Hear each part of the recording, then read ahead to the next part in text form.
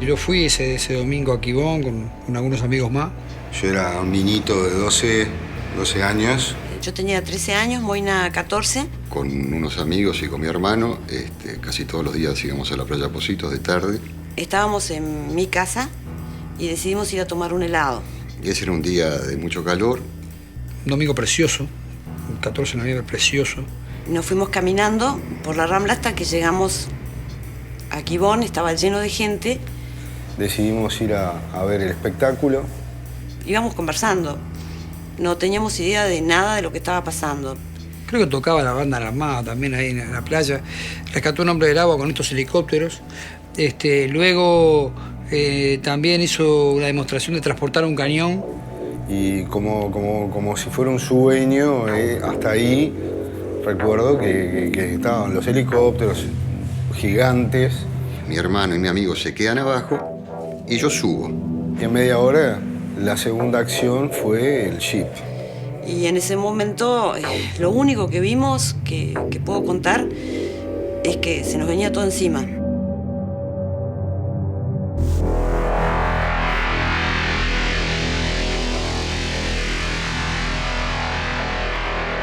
Yo salgo volando por el aire, unos 15 metros más o menos. Todo el mundo tenía sangre, yo tenía sangre que no era mía, no entendía qué pasaba.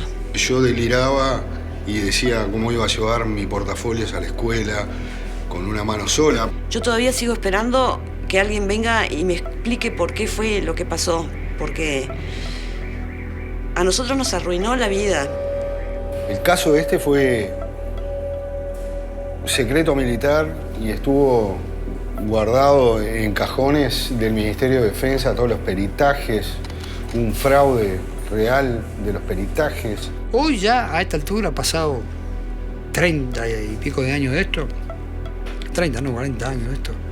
No cabe ninguna duda de quién tuvo la culpa, está en los informes.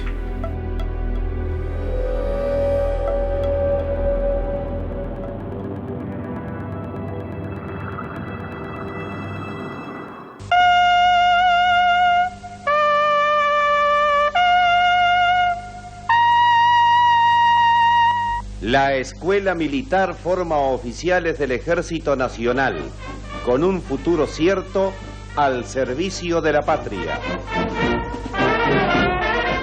Informes e inscripciones hasta el 20 de diciembre en la Escuela Militar en Toledo o en liceos militares y unidades del Ejército del Interior.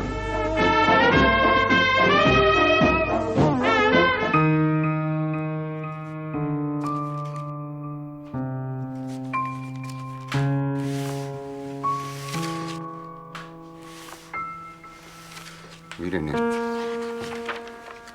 Creo entender que se refiere al accidente ocurrido en el margen este de la playa Pocito, conocido como Paroquigón. Yo puedo ir a darle información de primera mano. Estuve en el lugar y trabajé en la remodelación del siniestro.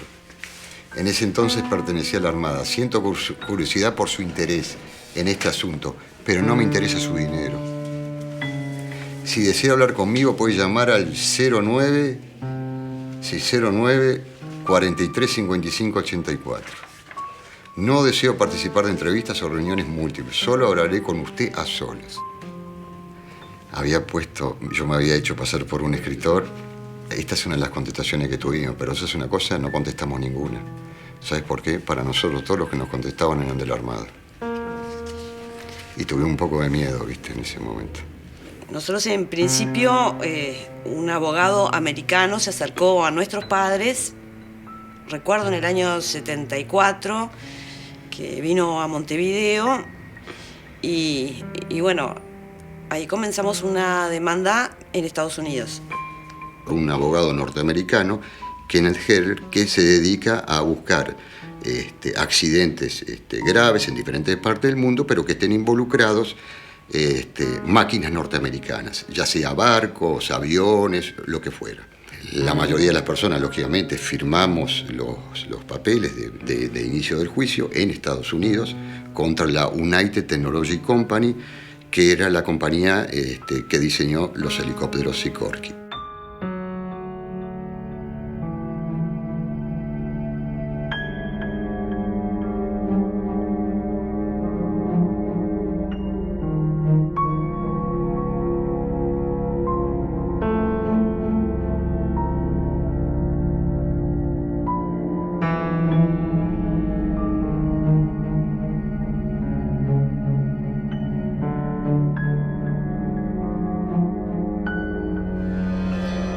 Investigando me empezó a enterar que en aquel entonces el diputado Alonso, diputado de la 99 en aquel momento, había hecho un pedido de informes y había denunciado la compra de estos helicópteros por inconveniente.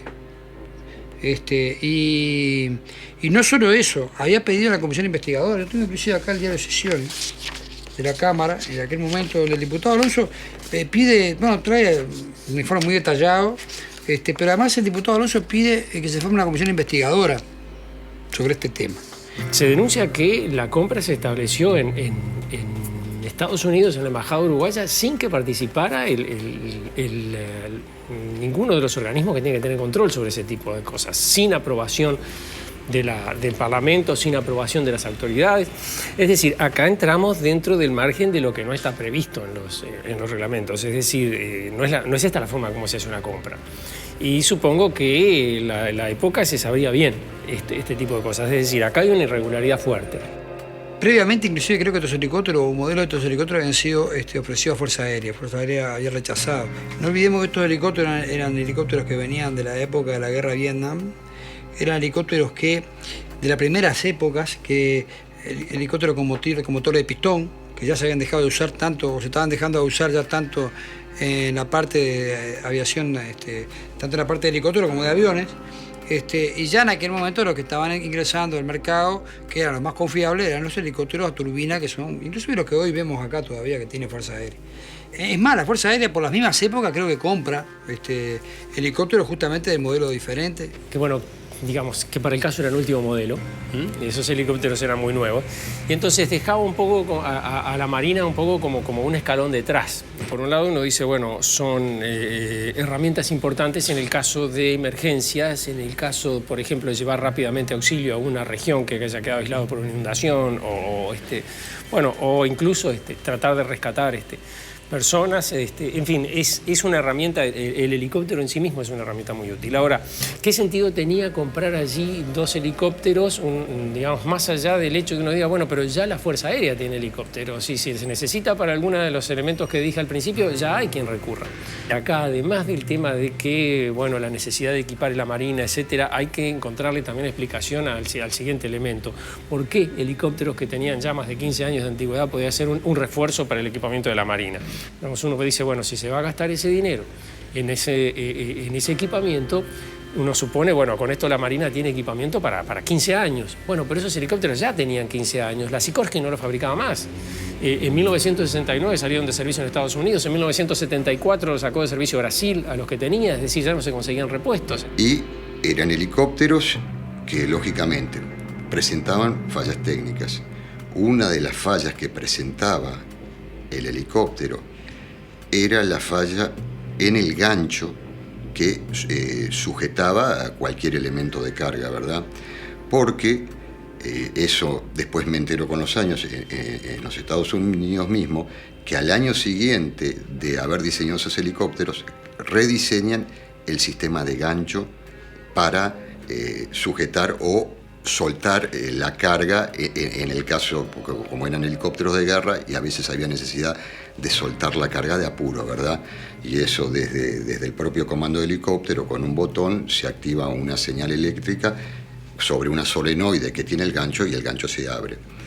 Bueno, por algo la Sikorsky cambia el diseño, y esto a mí me lo dice un técnico que había trabajado en el diseño de eso en los Estados Unidos. Lógicamente, esto yo me entero después en el año 2001.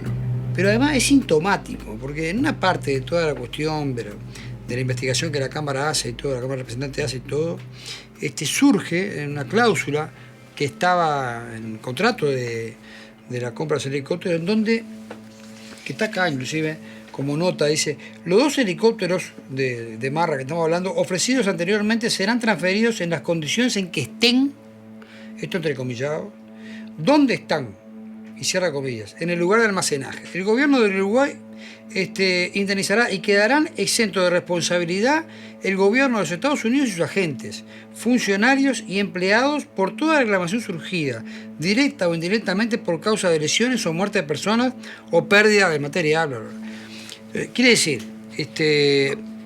bueno, creo yo que Estados Unidos sabía bien de qué se estaba hablando en ese momento, y en esas condiciones es que llegan los helicópteros acá, y muy nuevitos se probaron ahí, prácticamente no tenían casi operación en Uruguay cuando se probaron ahí en Quibón, y que los probaron a todo su régimen.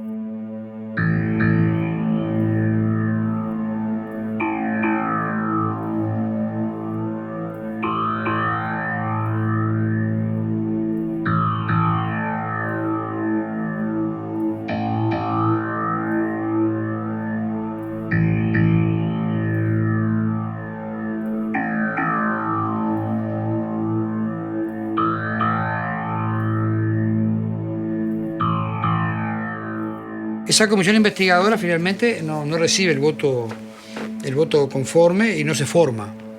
Y esto fue un mes y medio antes del accidente. Un mes y medio antes del accidente, el diputado Alonso había pedido, cuestionaba la compra, había pedido una investigación de la compra, no se había hecho lugar, y los helicópteros finalmente tienen el accidente al mes y medio. Fue llamado al Parlamento, al que era ministro de Defensa en ese momento, y al brigadier de la Armada, lógicamente sin consecuencias ninguna en ese momento. A ver, año 71 es año electoral. Las elecciones focalizan toda la atención del país. Y todo lo que se aparece en el campo de la política aparece siempre muy direccionado, o se lo lee como muy direccionado en las elecciones. Como novedad, o sea, vamos a encontrar que a fines de la década del 60, principios de la década del 70, más concretamente en el año 71, por primera vez en la historia del Uruguay, las izquierdas políticas van a aparecer unidas en un frente político y programático común, el Frente Amplio, que además se va a presentar ante el electorado con un programa de cambio que tiene tintes, toques revolucionarios. Unas elecciones en que además de esta presencia novedosa de la izquierda unida en un frente político común, plantean la reelección del presidente Pacheco, para la cual, bueno, se necesitan una gran cantidad de votos. Y entonces cualquier cosa que pudiera surgir ahí podía aportar en una dirección o en otra. En el caso de las elecciones, es decir, haciendo un cálculo electoral específico, muy cerrado, uno puede decir, bueno, tal vez por eso fue que hubo una ausencia de investigación, pero sin embargo las irregularidades eran muchas, fueron denunciadas con anterioridad, merecían una investigación y no la tuvieron. En una campaña además plagada de incidentes, porque unos días antes habían baleado la caravana del Frente Amplio en el este, había intentado dar una puñalada a Sereñi en Rocha. Es decir, los incidentes violentos estaban permanentemente en la noticia. Además, había atentados a los comités de base, en fin, era una campaña muy movida. Este incidente es de otra índole, es de otra gravedad, es de otra característica, pero en definitiva fue sumergido dentro del diálogo de la campaña y desapareció. Al cabo de pocos días ya no había pasado más nada con los helicópteros.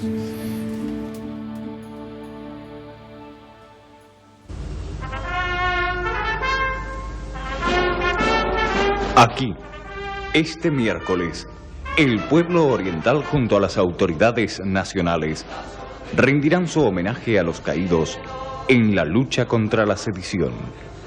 Un recuerdo, un homenaje.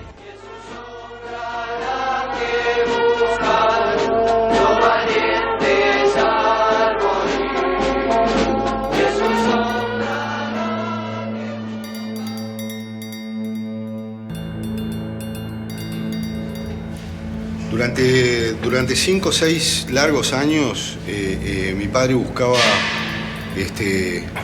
por diferentes medios de contactarse con los jerarcas e ir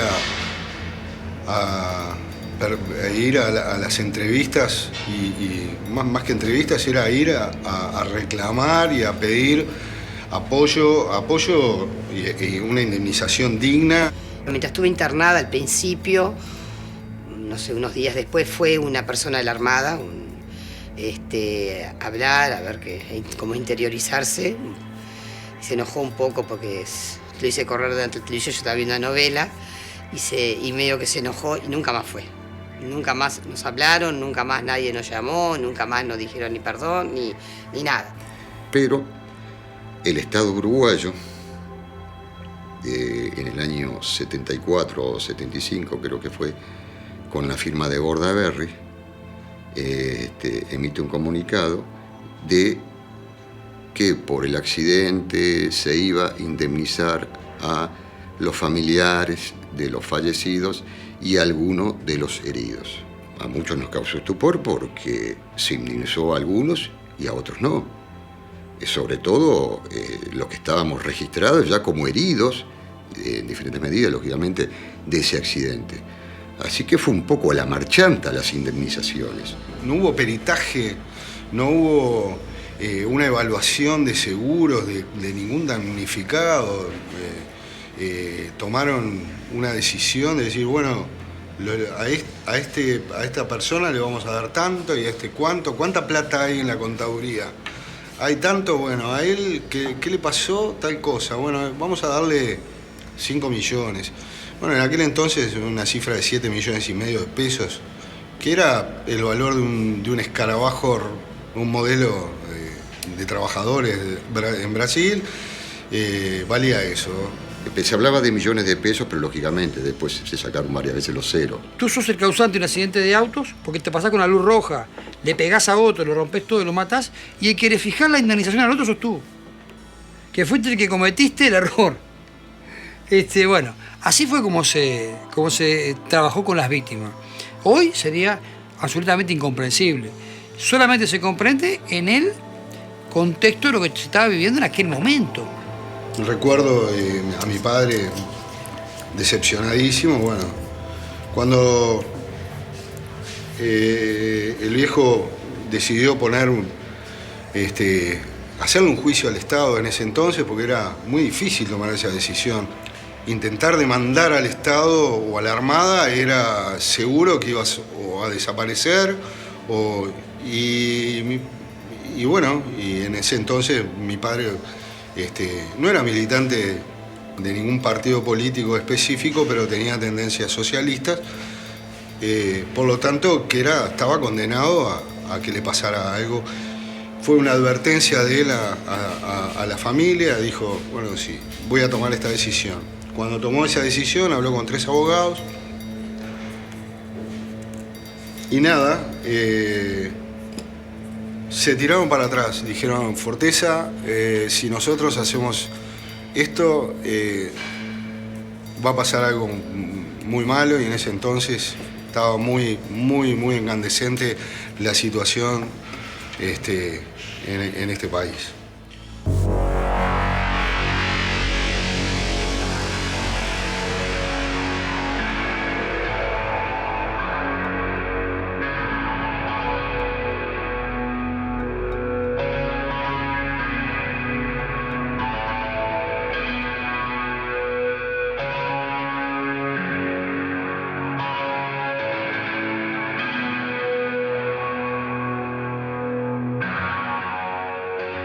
Y bueno, y en ese sentido el año 68 marca, y la actitud del presidente Pacheco, marca un hito en lo que es el proceso de politización de las funciones de las Fuerzas Armadas. Porque a partir del 68 a las Fuerzas Armadas se les encomienda la represión de los conflictos laborales, que hasta el momento corre por cuenta de la policía, y el mantenimiento de los servicios estatales. Ya desde unos años antes, o sea, yo creo que desde el fin de la Segunda Guerra, desde la década del 40, empiezan a sufrir un proceso de transición, adaptándse, preparándose para un nuevo tipo de lucha, en donde el enemigo está dentro, no está afuera, y que actúa solapado, digamos, con rostros múltiples. Puede ser un estudiante, un sindicalista, un militante político. Es un momento de apogeo de los grupos de ultraderecha, como el caso de la JUP u otros, y de los grupos paramilitares y parapoliciales, como pueden ser el Escuadrón de la Muerte y más adelante el Comando Casa Tupamaros.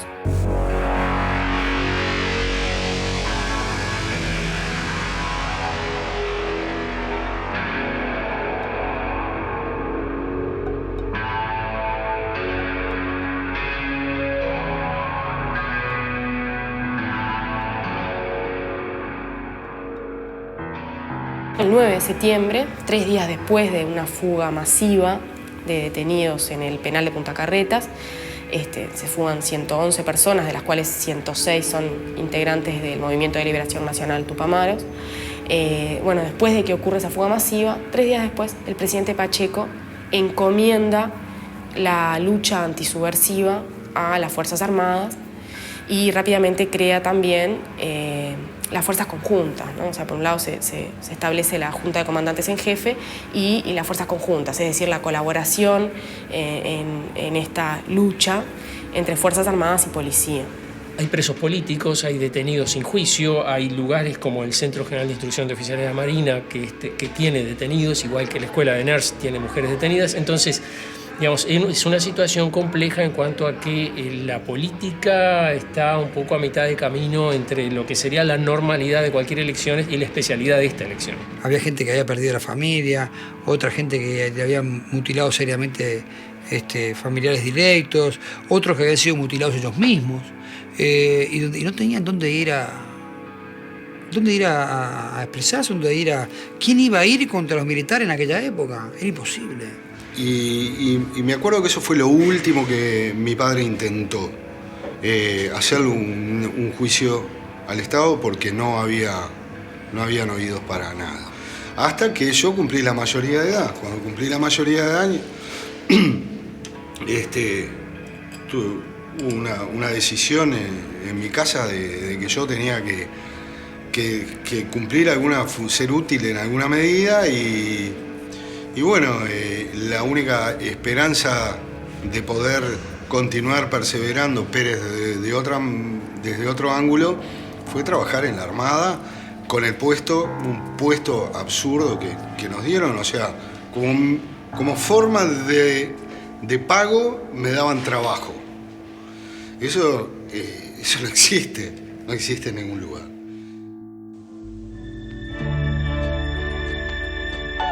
A beneficio de las obras sociales de la Comisión de Damas de la Fuerza Aérea, se realizará un desfile de modas de Hélade Boutique. 5 de octubre a las 16 horas en el Parque Hotel.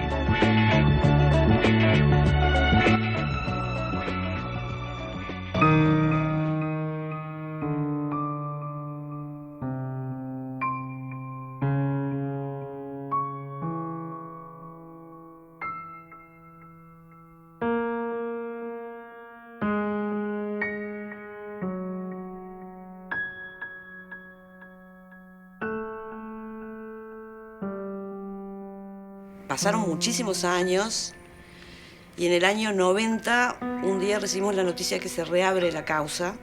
Había salido incluso por la prensa, pero la causa se reabrió en realidad solo para los que éramos menores en su momento, en el momento del accidente, no para los que eran mayores de edad. El caso se había perdido, no lo sabíamos, pero el abogado logra reabrir el caso. Y nos llega en ese momento a 7 que éramos menores, reclamantes nosotros, no reclamantes otras personas por nosotros, nuestros padres, por ejemplo. Habíamos sido nosotros los reclamantes. En total 7 habíamos quedado. Que se reabre el caso por los menores, lógicamente. Las leyes norteamericanas hacen mucha defensa de los menores, ¿verdad? Y por eso el juez de la Suprema Corte de Justicia de Nueva York reabre nuestro caso. Bueno, a partir de ahí empezamos a tener comunicación con el abogado americano, que a veces nos solicitaba información, todo tipo de información. Conseguir fotos, conseguir filmaciones del accidente. Lógicamente yo fui por todos los canales, hablé con directivos del Canal 10, del 4, del 12. Nadie tenía nada, salvo con Abedís Baganián del Canal 4, que él me consigue un pedazo de una cinta que le habían cortado y habían sacado la parte del choque. La única parte de la cinta eran unos segundos sobrevolando la playa Pocitos, los helicópteros, nada más. Por supuesto, entre toda la documentación que quería que presentáramos, buscaban pilotos, buscaban información de quiénes habían manipulado los ganchos y todo eso. Cada vez que queríamos lograr tocar una puerta, nos cerraban las puertas. Cuando logramos encontrar una persona, de golpe, que nos iba así a dar una información o algo, de golpe, después desapareció la persona, no se sabía dónde se encontraba. Todo es así. Inclusive hasta dejaron de trabajar los cambiaban de lugares o alguien les pagaba para no hablar. Contratamos un detective porque queríamos comunicarnos con los pilotos. Los pilotos siempre nos dispararon hasta que en el año 98 o 99, no recuerdo bien, me recibe el comandante de la Armada en el despacho en la aduana. Lógicamente, él me recibe porque de la embajada norteamericana le llega la orden a él que me tenía que recibir. Yo era la voz de estas personas, de estos 7 que habíamos quedado, ¿verdad? Él me recibe, no me dice la verdad, siempre con evasivas. Una de las preguntas que yo le hacía era dónde estaban los restos del helicóptero, porque lo que nosotros también queríamos, el abogado quería hacer un peritaje técnico de los restos de los helicópteros. Nunca nos permitieron, nos ocultaron información, nos amenazaban, no querían que nosotros investigáramos.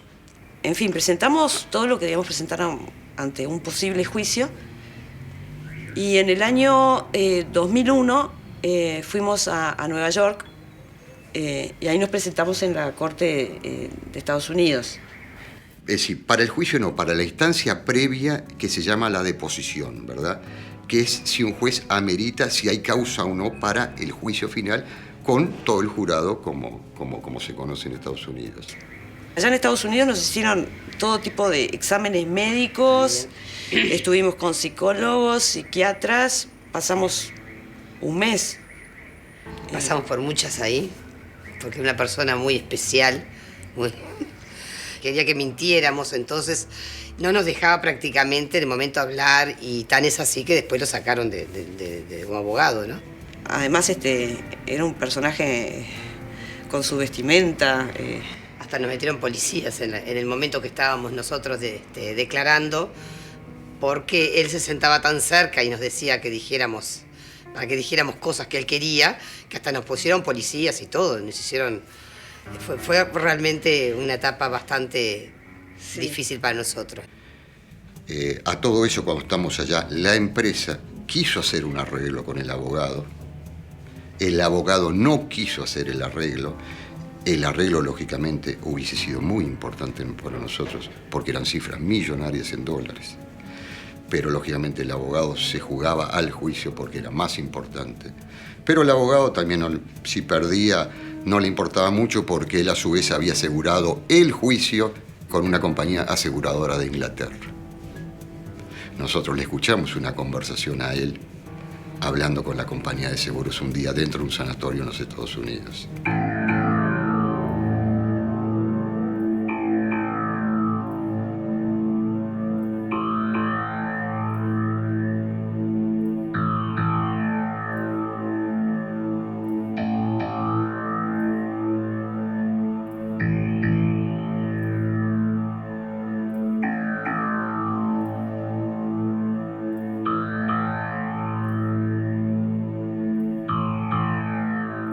Una investigación de un accidente aéreo en general tiene un proceso en donde no se toca, en fin.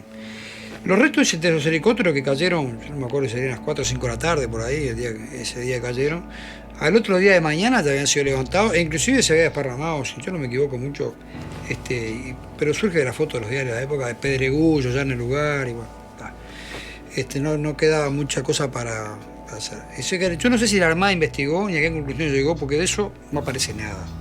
Lo que sí logramos que apareciera fue un documento reservado que hizo Fuerza Aérea, firmado por el brigadier Pérez Calda, que sería después, que te apretaría en el proceso después y todo lo pero que en este caso era comandante en jefe de Fuerza Aérea y que que no deja ningún lugar a dudas sobre los errores que se cometieron en todo ese proceso, tanto desde la selección del lugar donde operaban los helicópteros, pasando luego por el operativo de seguridad en torno a donde operaron esos helicópteros, y después habla de errores desde el pilotaje hasta la selección del día, porque era un día de mucho calor, para el peso que tenía que mover el helicóptero, en fin, da una serie de cuestiones técnicas que son lapidarias con respecto a la conducta que siguió la Armada en aquel momento, siguiendo adelante con hacer operar estos helicópteros, a este helicóptero en particular, al régimen de lo que podía. Violando todos los reglamentos habidos y por haber, los propios reglamentos aeronáuticos, cuando ese tipo de pruebas no se pueden hacer en centros poblados, violando normas técnicas también. Detalla cosas muy técnicas sobre el pilotaje del helicóptero y vamos a decir, la elección que hizo el piloto de cómo controlar la emergencia que tuvo y por qué hizo lo que hizo. Se dice inclusive que si bien el piloto del helicóptero era piloto del helicóptero, el copiloto que lo acompañaba no era piloto de helicóptero, sino que era piloto de avión con muy poca experiencia o ninguna experiencia en pilotaje de helicóptero.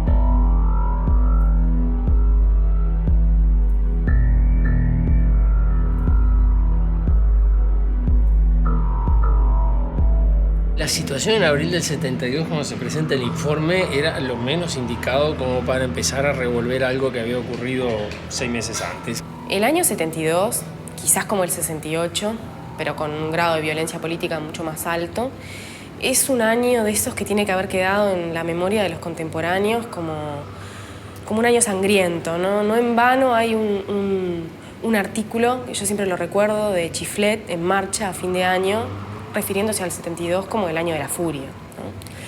El 14 de abril de 1972, el MLN asesina a 4 personas en una mañana, 3 de ellos acusados de integrar el Escuadrón de la Muerte, uno no acusado, uno es el chofer de uno de los muertos. Y rápidamente, desde el mediodía hasta la tarde, hay una respuesta brutal, violenta, inmediata, por parte de las fuerzas conjuntas, ¿no? Lo cual deja en evidencia que el movimiento estaba muy hackeado, muy encerrado. La jornada entonces del 14 de abril de 1972 es una jornada, yo creo que inédita en lo que es la historia del país. Y bueno, en este contexto, al día siguiente, el 15 de abril, la Asamblea General, sin el voto de los legisladores del Frente Amplio, aprueba la suspensión de garantías individuales y el estado de guerra interno. Lo importante aquí es que, así como el Poder Legislativo venía funcionando de manera muy hackeada, a partir de toda la situación del 72 y de la aprobación del estado de guerra interno, se va a anular también una de las funciones claves del Poder Judicial, que es hacer justicia. Y bueno, la justicia va a quedar en manos del Poder Ejecutivo, más concretamente de sus Fuerzas Armadas, porque todos los civiles detenidos masivamente en esta coyuntura van a pasar a estar a disposición de la justicia militar.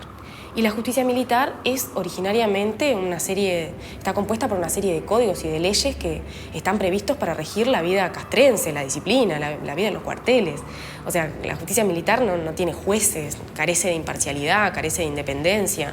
El Supremo Tribunal Militar está previsto para situaciones que nada tienen que ver con el ámbito civil. Y esto va a llevar entonces a que los detenidos sean detenidos muchas veces de noche o en las calles, por personal muchas veces vestido de civil, a que no se tenga noticia de... me estoy refiriendo al 72, me estoy refiriendo al periodo antes del golpe, que no se tenga noticia de su paradero durante muchos días, muchas veces meses, que no tengan acceso a un abogado civil. La justicia ordinaria no tenía nada que hacer en ese sentido. Y uno tratando de reconstruir aquel momento puede pensar, bueno, tiene lógica, digamos, los momentos que se estaban viviendo en abril del 72 para la sociedad uruguaya eran mucho más dramáticos que el accidente del año anterior, aunque para las víctimas no sea esa la perspectiva. Y entonces uno entiende, bueno, mirando en atención a lo que es el talante general de la sociedad en abril del 72, que no haya sido un tema demasiado expuesto el tema de la investigación sobre los helicópteros es comprensible. Ahora, de cualquier manera, coincide mucho con sus antecedentes, es decir, tampoco antes ni las Fuerzas Armadas ni el gobierno había estado muy interesado en mostrar, digamos, el contexto de esa investigación y esos resultados. No lo habían querido investigar cuando los helicópteros se compraron, no lo quiso investigar en el momento en que se produjo, y esta investigación meses después ya en realidad difícilmente pudiera aclarar algo de lo que se había planteado. Si ustedes ven lo que el Supremo Tribunal Militar falló sobre este tema, es prácticamente que esto fue una fatalidad, que aquí no sucedió nada y que se cayeron los helicópteros, se murieron 8 personas, quedaron mutiladas 40 y pico más, pero eso fue una fatalidad. Quiere decir que en aquel momento, fruto de todas aquellas circunstancias que se estaban viviendo muy especiales en el país, esto fue tapado inmediatamente. Pensando que después de que se dio a luz todo ese informe que había quedado reservado durante tanto tiempo, en el cual indicaba graves errores de la Armada, iniciamos una petición ante el Ministerio de Defensa y en el Palacio Legislativo, pero no tuvimos andamiento porque ya había prescrito y eso fue lo que nos contestaron.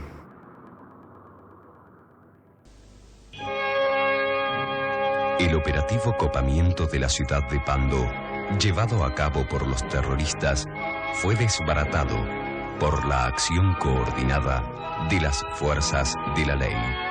Sucedió un 8 de octubre de 1969. Quien elige no recordar su pasado está condenado a repetirlo.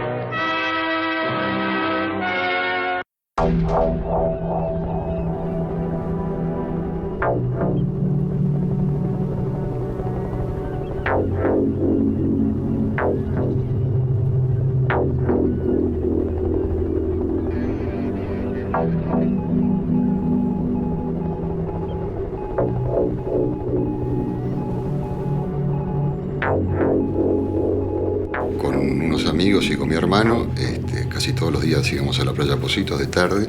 Estábamos en mi casa y decidimos ir a tomar un helado. Y ese era un día de mucho calor. Un domingo precioso, el 14 de noviembre precioso. Nos fuimos caminando por la Rambla hasta que llegamos a Quibón, estaba lleno de gente. Y como si fuera un sueño, hasta ahí recuerdo que estaban los helicópteros gigantes. Íbamos conversando, no teníamos idea de nada de lo que estaba pasando. Mi hermano y mi amigo se quedan abajo y yo subo. Y en media hora la segunda acción fue el jeep. Se eleva el helicóptero, los marinos que estaban trabajando lingan el jeep, y ahí es donde el piloto eleva el jeep 1,5 metros y como que se da cuenta que no tiene fuerza el helicóptero. Nosotros nos tenemos que dar vuelta, estamos abajo en la barranquita que hay ahí en Quibón. Nos tenemos que dar vuelta a lo que estamos ahí abajo porque hay un montón de arena casi pedregullo, muy finita, pero piedrita, que cuando el helicóptero levanta, salen despedidas como balazos. Se vuelve a elevar el helicóptero con el jeep. El jeep hacía un movimiento pendular y el helicóptero también. Y de repente, ante el asombro de todos los que estábamos ahí, pega la vuelta el helicóptero hacia nosotros y hacia donde estaba el otro helicóptero parado con las zapas prendidas. Y en ese momento, lo único que vimos, que puedo contar, es que se nos venía todo encima.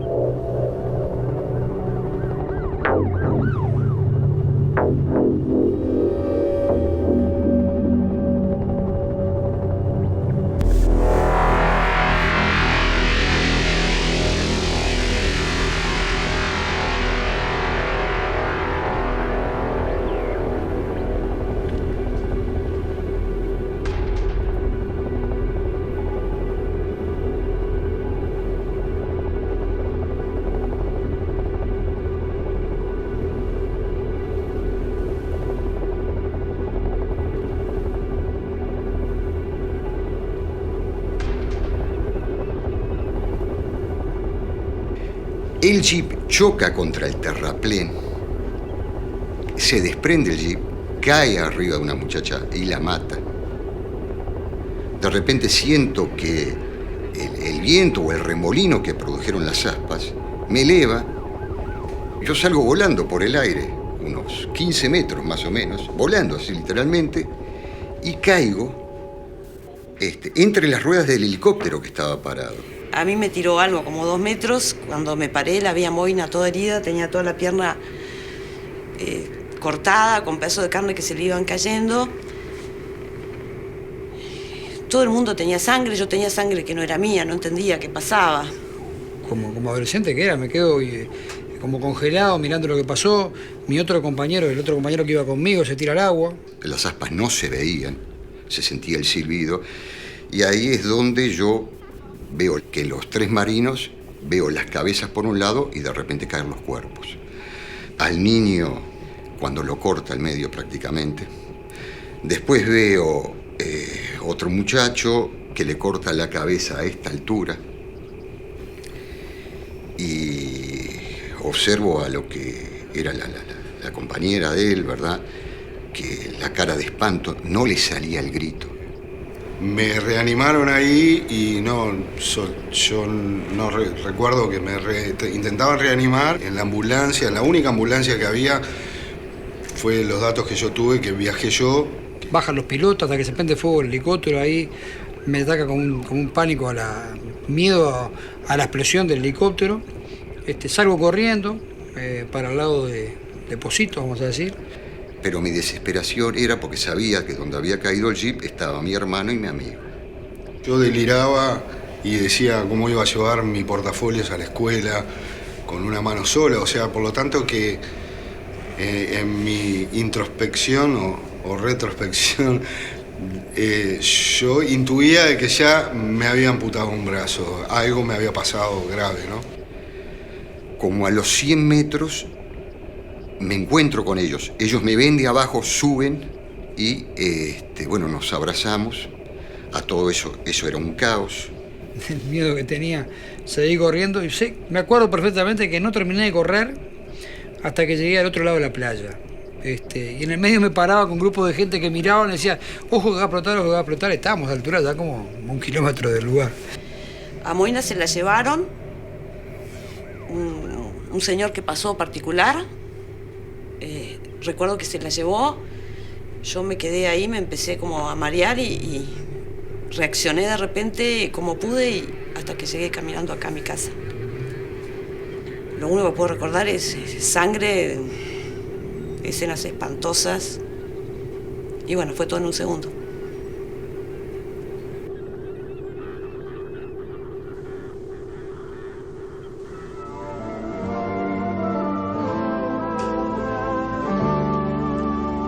Uruguay 1973-1981. Un documento oficial que todos tenemos derecho a conocer. 8 años de la historia más reciente, con los logros de todo el país. En un solo tomo, con datos útiles y oficiales, completísimas gráficas y variedad de fotos, la Dirección Nacional de Relaciones Públicas ofrece al lector su mensaje de paz y futuro.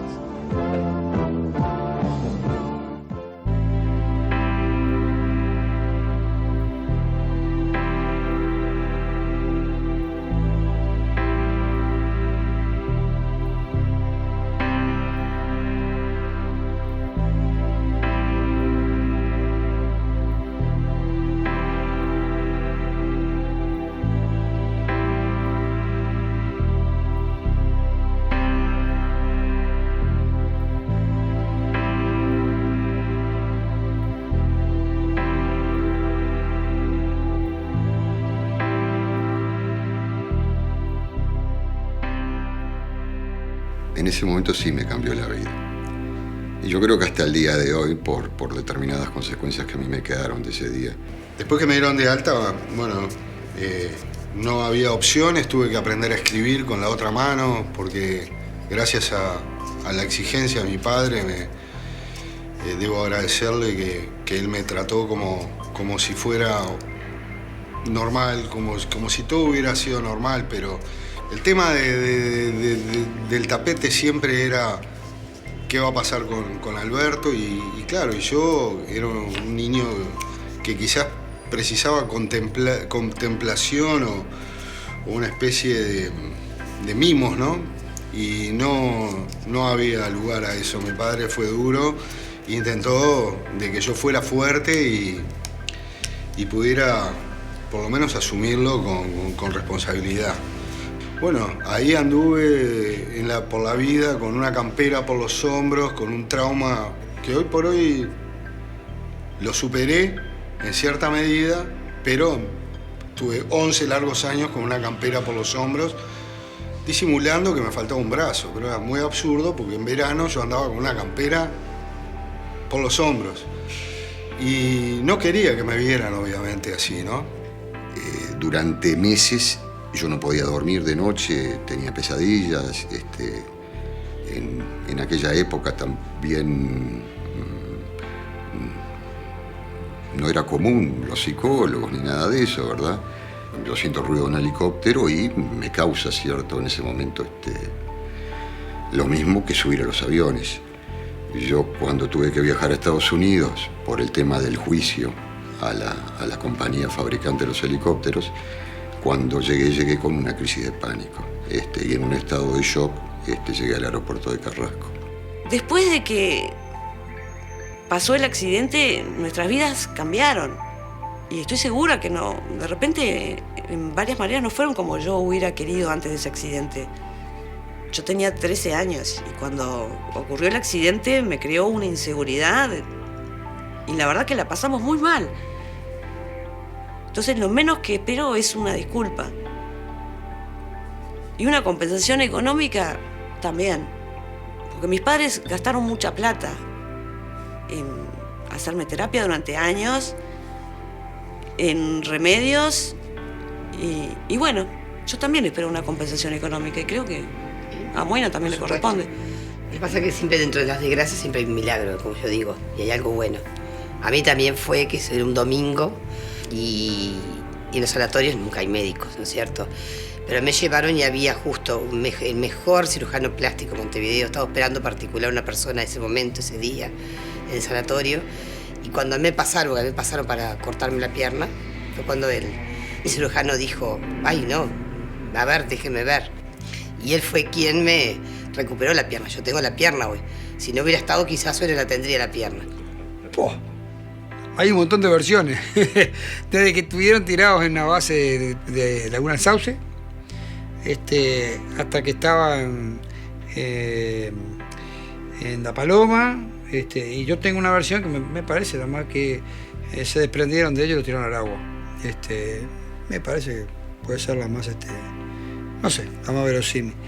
Son esas cosas que nadie quiere que sigan.